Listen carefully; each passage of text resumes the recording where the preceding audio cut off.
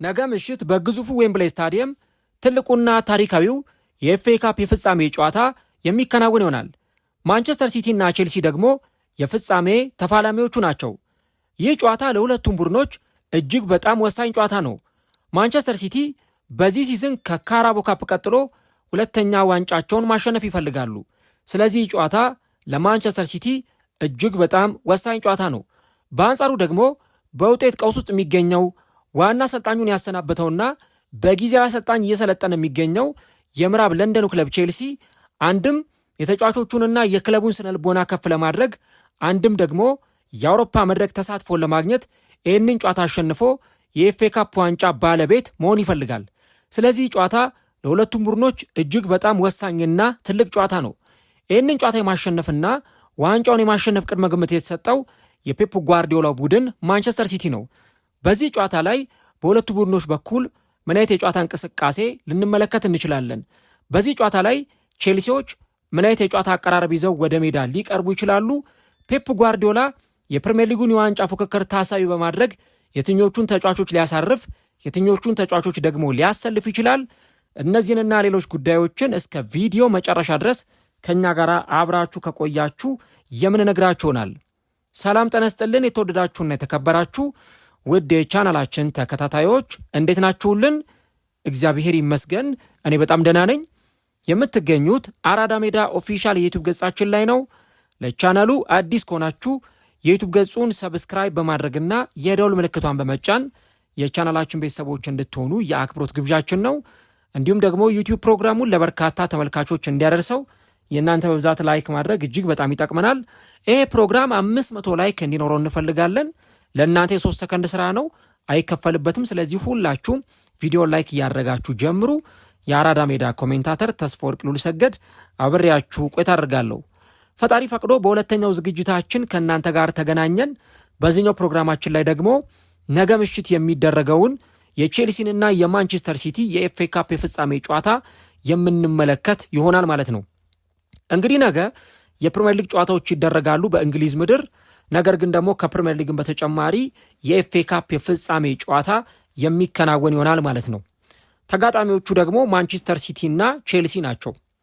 እንግዲህ እነዚህ ሁለት ቡድኖች ከዚህ ቀደም በዚህ ሲዝን 2 ጊዜ በፕሪሚየር ሊጉ ተገናኝተው ነበር። የመጀመሪያ ዙር ጨዋታቸውን ሲያደርጉ ጨዋታው 1-1 በሆነ አቻ ውጤት ነበረ የተጠናቀቀው። እንግዲህ በዛን ጊዜ እንደምታስታውሱት ቼልሲ ዋና አሰልጣኙ ኤንዞ ማሬስካን ካሰናበተ ከጥቂት ቀናት በኋላ ነበረ ይህንን ጨዋታ ያደረገው። በጊዜያዊ አሰልጣኝ ካሉም ማክፋርሌን እየተመሩ ቼልሲዎች ማንቸስተር ሲቲን ነጥብ አስጥለዋል ወደ ኤትሃድ ስታዲየም መጥተው። ቀጥሎም ደግሞ የተደረገው ጨዋታ በስታምፎርድ ብሪጅ ነበረ። ያ ጨዋታም ሲደረግ ቼልሲ ዋና አሰልጣኙን ሊያም ሮሲኒየርን ካሰናበተ ከጥቂት ቀናት በኋላ ነበረ በጊዜያዊ አሰልጣኝ ካሉም ማክፋርሌን እየተመራ ይህንን ጨዋታ ያደረገው። ነገር ግን በዛ ጨዋታ ላይ እንደምታስታውሱት ቼልሲ በማንቸስተር ሲቲ 3-0 በሆነ ውጤት ተሸንፎ 3 ነጥብ ሳያገኝ ቀርቷል ማለት ነው። ታዲያ ይህንን ጨዋታ የሚያከናውኑት ሁለቱ ቡድኖች ለሶስተኛ ጊዜ ነው ማለት ነው በዚህ ዓመት። እንግዲህ ሁለቱም ቡድኖች ወደ ፍጻሜው ሲያልፉ ማንቸስተር ሲቲ ሳውዛምፕተንን በግማሽ ፍጻሜ አሸንፎ ቼልሲ ደግሞ ሊድስ ዩናይትድን በግማሽ ፍጻሜ ረትቶ ነው ወደዚህ ጨዋታ የመጡት ማለት ነው። እንግዲህ የፍጻሜ ጨዋታ ሲደረግ በተለይም በዚህ ጨዋታ ላይ ትልቁ የማሸነፍ ቅድመ ግምት የተሰጠው ለፔፕ ጓርዲዮላው ማንቸስተር ሲቲ ነው። 57.6% ጨዋታውን ያሸንፋል የሚል ቅድመ ግምት ለማንቸስተር ሲቲ ተሰጥቷል። በአንጻሩ ደግሞ ቼልሲ 20.6% ጨዋታውን ያሸንፋል የሚል ቅድመ ግምት ተሰጥቷቸዋል ማለት ነው። እንግዲህ በኤፍኤ ካፕ ታሪክ በተለይ ደግሞ ኤፍኤ ካፕ በጣም ትልቅ የሚባል ውድድር ነው፣ ወይም ትልቅ የሚባል ታሪካዊ ዋንጫ ነው። ምናልባት አንዳንድ የእግር ኳስ ተመልካቾች ሊያጣጥሉት ይችሉ ይሆናል የኤፍኤ ካፕን ውድድር ከፕሪሚየር ሊግ አንጻር ወይ ከሌሎች ውድድሮች አንጻር። አንዳንድ ተመልካቾች ይህንን ውድድር ሊያጣጥሉት ይችሉ ይሆናል። ነገር ግን ደግሞ ይህንን ስንመለከት ኤፍኤ ካፕ በእንግሊዝ በጣም ታሪካዊ ከ100 ዓመታት በላይ የቆየ ውድድር መሆኑን እንመለከታለን። እና እንግዲህ አርሰናል 14 ጊዜ የኤፍኤ ካፕ ዋንጫን አሸንፏል። ማንቸስተር ዩናይትድ 13 ጊዜ የኤፍኤ ካፕ ዋንጫን አሸንፏል። ቼልሲ ደግሞ 8 ጊዜ የኤፍኤ ካፕ ዋንጫዎችን ያሸነፈ ቡድን ነው። ስለዚህ ይህንን ጨዋታ እንግዲህ ቼልሲዎች ሲያከናውኑ ለ9ኛ ጊዜ የኤፍኤ ካፕ ሻምፒዮን ለመሆን የሚያደርጉት ጨዋታ ይሆናል ማለት ነው። ኤፍኤ ካፕ እኔ ሲዝንን ዲፋይን ያደርጋል ብዬ አላስብም። አንዳንድ የእግር ኳስ ተመልካቾች ምን ይላሉ? የትልልቅ የእግር ኳስ ተንታኞችም ምን ይላሉ? የሆነ ቡድን ጥሩ ጊዜ እንኳን ባያሳልፍ ነገር ግን የኤፍኤ ካፕ ዋንጫን ወይ ካራቦ ካፕ ዋንጫን ስላሸነፈ ብቻ ጥሩ ሲዝን አሳልፏል የሚል አይነት ድምዳሜ ላይ ሲደርሱ ይደመጣሉ። ነገር ግን ኤፍኤ ካፕ ወይም ካራቦ ካፕ ሲዝንን ዲፋይን የሚያደርግ ውድድር አይደለም። ምክንያቱም ኤፍኤ ካፕንም ካራቦ ካፕንም በጣም ትናንሽ የሚባሉ ቡድኖች ወይ ሚድ ቴብል ላይ ያሉ ቡድኖች ዋንጫውን ሲያሸንፉ ልንመለከት እንችላለን። ለምሳሌ በቅርብ ዓመታት ሌስተር ሲቲ የኤፍኤ ካፕ ሻምፒዮን ሆኖ ስንመለከተው ነበር። ግን አሁን ሌስተር ሲቲ ያለው የት ነው? ፕሪሚየር ሊግ ላይ አይገኝም። ጭራሽ ከሻምፒዮንሺፕ ወርዶ ወደ ሊግ ዋን ሁሉ የወረደ ቡድን ነው። ካራቦ ካፕን ብትመለከቱ በባለፈው ዓመት ኒውካስል ዩናይትድ ሲያሸንፍ ተመልክተናል። ዘንድሮ ኒውካስል ዩናይትድ ያለው የት ነው? እና ኤፍኤ ካፕ ወይም ካራቦ ካፕን ማሸነፍ ጥሩ ሲዝንን ለማሳለፍ ጋራንቲ ይሆናል ወይም ደግሞ ዋስትና ይሰጣል ብለን ለመናገር እጅግ በጣም ያስቸግራል።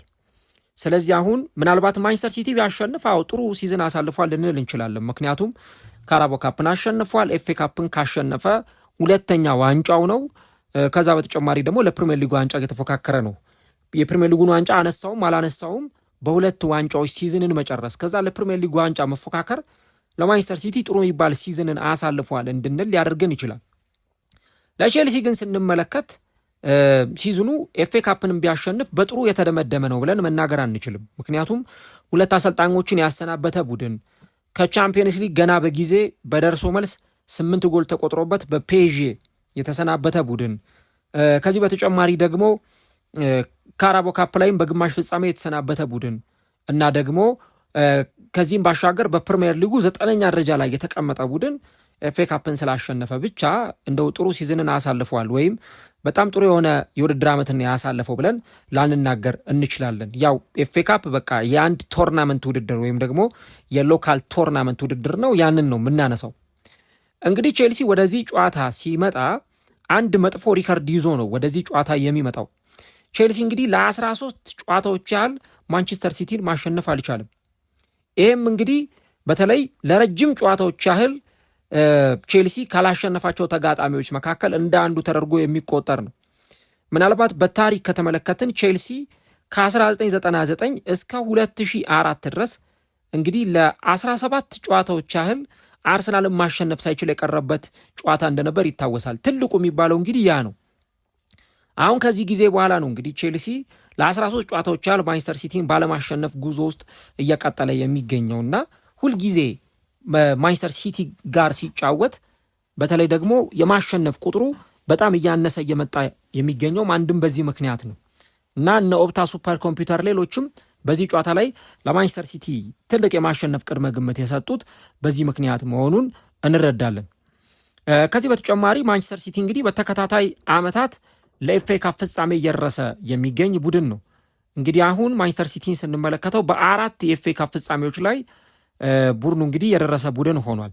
ከነዚህ መካከል እንግዲህ ሁለቱን ተሸንፎ እንደነበር እናስታውሳለን። በባለፈው ዓመት ክሪስታል ፓላስን ገጥሞ በክሪስታል ፓላስ ተሸንፎ ዋንጫውን እንዳጣ የምናስታውሰው ጉዳይ ነው ማለት ነው። ስለዚህ ማንቸስተር ሲቲ እንግዲህ ኤፍኤ ካፕ ፍጻሜ ላይ ለ4 ተከታታይ ጊዜ የደረሰ በታሪክ የመጀመሪያ ቡድን መሆኑን እንመለከታለን ማለት ነው። እንግዲህ ይህ ጨዋታ ሲደረግ ቼልሲ በጥሩ ፎርም ላይ ባልሆነበት ጊዜ የሚደረግ የኤፍኤ ካፕ የፍጻሜ ጨዋታ ነው። ቼልሲ እንግዲህ በባለፉት 7 ጨዋታዎች ላይ እንደተመለከት ነው ጎል ለማስቆጠር በጣም የተቸገረ፣ ከዚህ በተጨማሪ በተከታታይ በፕሪሚየር ሊግ ጨዋታዎች ላይ ሲሸነፍ የነበረ ቡድን ነው እና መጥፎ ፎርም ላይ ያለ በጣም ጨዋታዎችን ለማሸነፍ እየተቸገረ ያለ ቡድን ነው።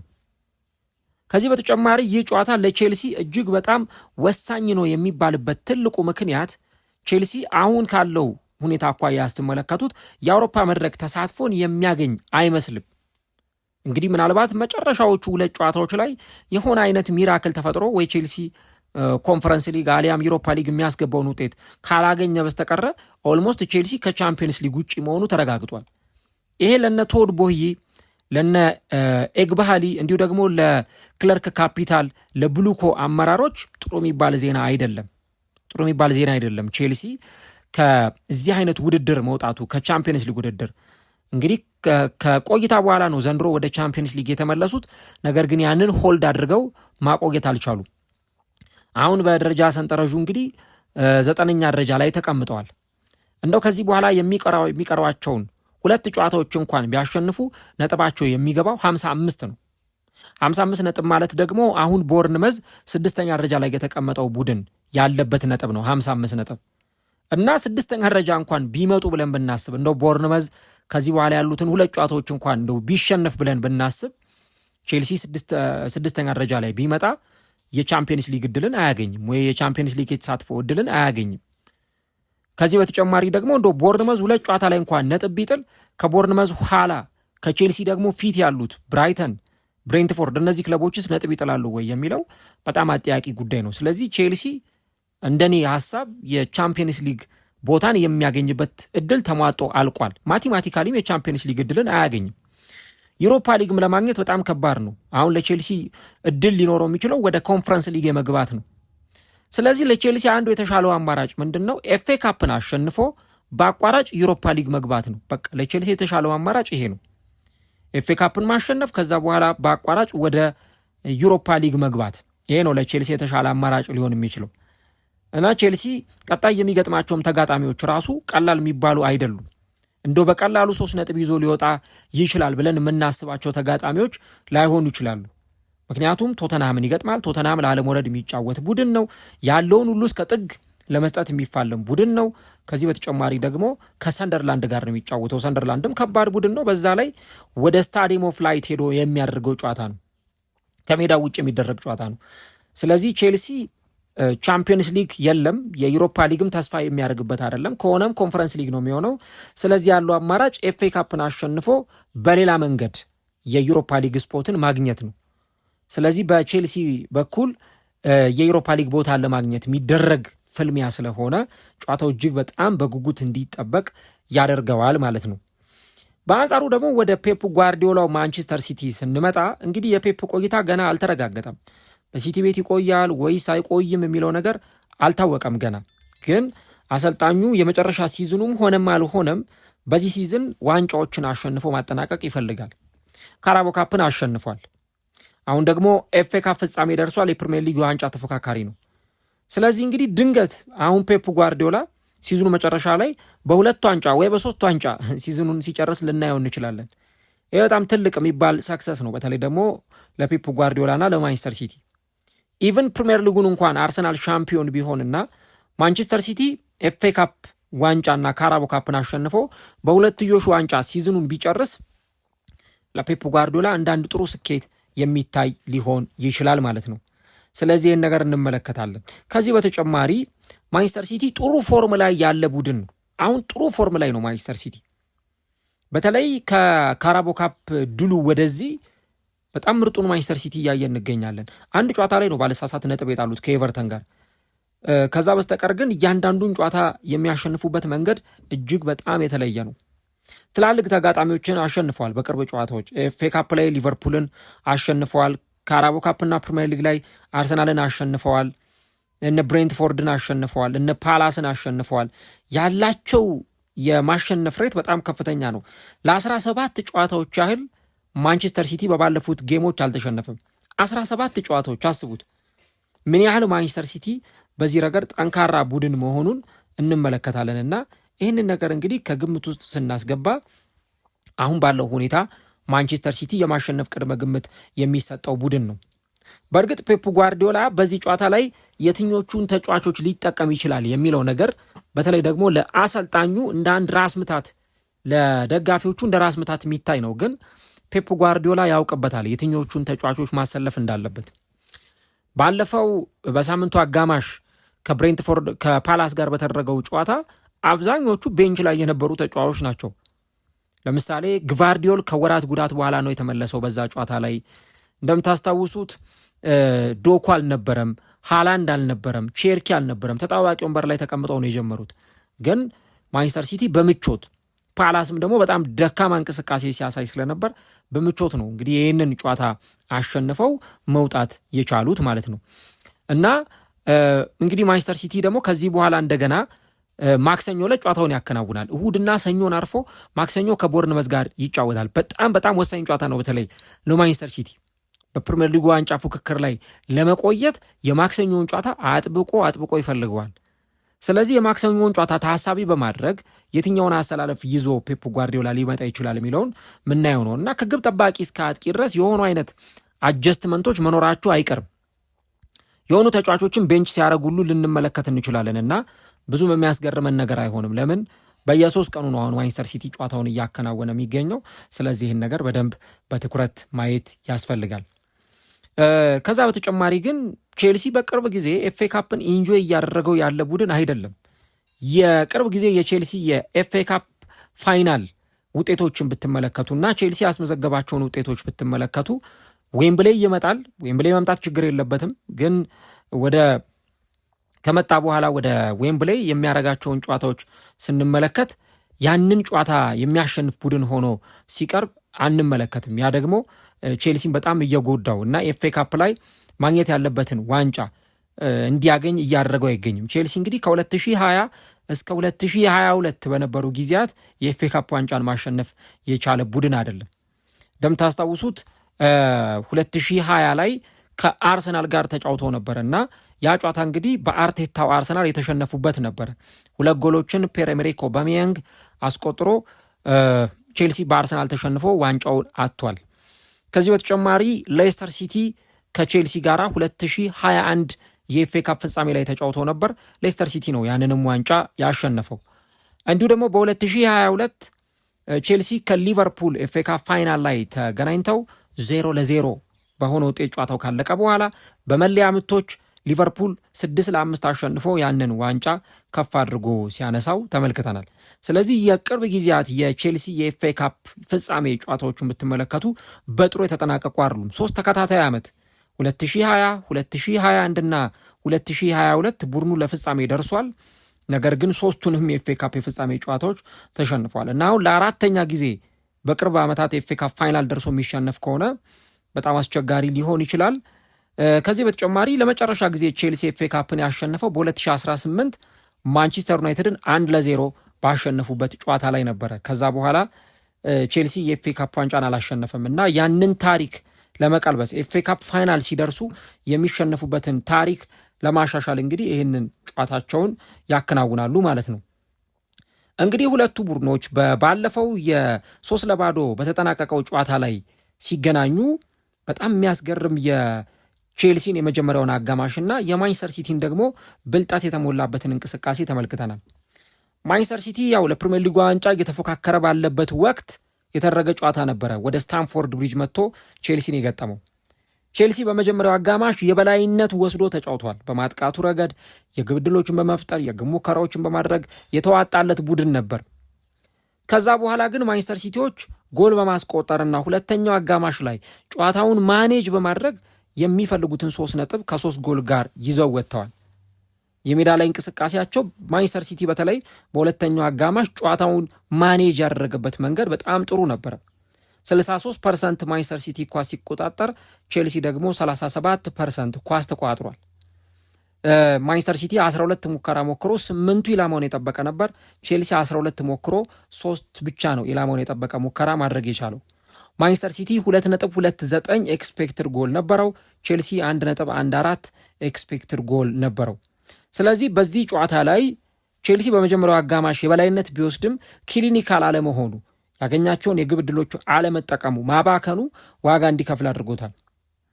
በዛ ጨዋታ ላይ በተለይም ደግሞ የተመለከትነው ነገር የቼልሲ ቀጣይ ጨዋታዎችም ላይ የተመለከትነው ነው። ቼልሲ በቅርብ ጨዋታዎች ላይ እንደተመለከትነው ጎል ለማስቆጠር በጣም የተቸገረ ቡድን፣ ተከታታይ ጌሞች ላይ ያንን ለማድረግ ያቃተው ቡድን መሆኑን አይተናል።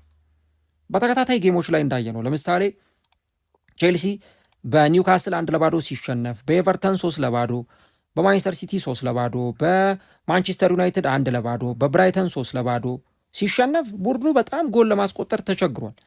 እንግዲህ ከኖቲንግሃም ፎረስት ጋር በተደረገው ጨዋታ ላይ ነው ዣኦ ፔድሮ ጎል ሲያስቆጠር የተመለከት ነው። ያችን ቆንጆ የምታምር ጎል ሲያስቆጠር የተመለከት ነው። ከዛ በኋላ ደግሞ በባለፈው ከሊቨርፑል ጋር በተደረገው ጨዋታ አቻ የተለያዩበትን መንገድ ተመልክተናል። 1-1 ነበረ ጨዋታው የተጠናቀቀው።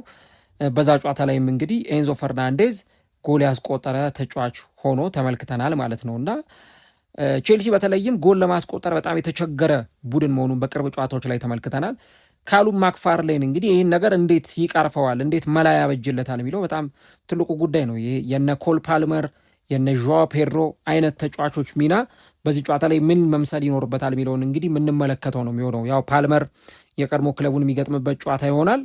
እንግዲህ አሰልጣኙ በባለፈው ማክፋርለን በቃ ቢቸግረው ማርክ ኩኩሬያን ሁሉ ወደ መስመር አውጥቶ እንዲያጠቃ አሰላለፍ ውስጥ አስገብቶት ነበር እና ከሊቨርፑል ጋር በተደረገው ጨዋታ ያንን ነው በደንብ የታዘብነውና የተመለከትነው። ስለዚህ አሁንስ በዚህ ጨዋታ ላይ የማንቸስተር ሲቲን መከላከል ማንቸስተር ሲቲ ጎል የማይገባበት ቡድን ነው ልንል አንችልም። ከኤቨርተን ጋር እንዳየነው 3 ጎል ሲቆጠርበት ተመልክተናል። ችግሩም የሆነው ግን እንዴት ነው የማንቸስተር ሲቲ መከላከልን ሰብሮ መግባት የሚቻለው? የነ ማርክ ጌሂን የነ ኩሳኖቭን ጥምረት እንዴት መስበር ይቻላል የሚለውን ነገር ማየት እጅግ በጣም አስፈላጊ ይመስለኛል። ይህ በእንዲህ እንዳለ ደግሞ ከዚህ ጉዳይ በተጨማሪ የማንቸስተር ሲቲን ማጥቃት የሚቋቋም የቼልሲ ተከላካይ አለ ወይ የሚለው በጣም ትልቁ ነገር ነው። እኔ እንግዲህ በቅርብ ጨዋታዎች ላይ እንደተመለከትነው ማንቸስተር ሲቲ አደገኝነቱን እያሳየ ነው። በተለይ የረሚ ዶኩን ስትመለከቱ የዶኩ ማጥቃት ሃላንድ በጨዋታው ላይ አንድ ኳስም ሊነካ ይችላል፣ 2 ኳስም ሊነካ ይችላል። ግን በተገኘው አጋጣሚ ጎል አስቆጥሮ ሲወጣ የምናየው ተጫዋች ሊሆን ይችላል እና ራያን ቸርኪ እንዳያችሁት ነው ባለፈው አሲስት ሲያደርግ። ሳቪኖ በጣም ጥሩ ነበር የተጫወተው። ዶኩ፣ አንቷን ሴሜኞ ጥሩ እንቅስቃሴ ያሳዩ ተጫዋቾች ናቸውና የእነዚህን ተጫዋቾች ፐርፎርማንስ ስንመለከት የቼልሲ መከላከል እጅግ በጣም ክፍተት ያለበት የቼልሲ መከላከል እንዴት ነው ይህንን ነገር ወደ ውጤታማነት ሊቀይር የሚችለው? ማስቆም ከባድ ነው። የሲቲን ተጫዋቾች ማስቆም፣ የሲቲን ተጫዋቾች መግታት፣ የመከላከሉ መስመር ላይ ማስቆም እጅግ በጣም ከባድ ሊሆን ይችላል እና እንግዲህ በዚህኛው ጨዋታ ላይ በተለይ የቼልሲ ተጫዋቾች እነዚህን የተከላካይ መስመር ተጫዋቾቻቸውን አሰልፈው ተጫዋቾቹን እንዲያስቆሙ ይጠበቃል። ለማንኛውም እንግዲህ ጨዋታው ዌምብሌይ ስታዲየም ላይ ነው የሚደረገው። እንዳልኩት ጨዋታው ለሁለቱም ቡድኖች ኤፍኤ ካፕ ዋንጫን ከማሸነፍ ባለፈ በጣም ትልቅ ትርጉም ያለው ጨዋታ ነውና ጨዋታውን ማን ያሸንፋል? በማን አሸናፊነት ጨዋታው ይጠናቀቃል? ቼልሲ አሸንፎ ወደ ዩሮፓ ሊግ የሚያስገባውን ውጤት ያገኛል? ዋንጫ ያሸንፋል? ወይስ ደግሞ ማንቸስተር ሲቲ ዋንጫውን አሸንፎ 2ኛ ዋንጫ ማንሳቱን ያረጋግጣል? እስቲ እናንተ ኮሜንት ላይ የገባችሁ ሐሳቦቻችሁን አስቀምጡልን። ቪዲዮውን ከወደዳችሁት ላይክ እንድታደርጉ በአክብሮት ጠይቃለሁ። ይህ ጨዋታ እንግዲህ ነገ በግዙፉና በርካታ ተመልካቾች በሚታደሙበት ዌምብሌይ ስታዲየም የሚደረግ ይሆናል ማለት ነው።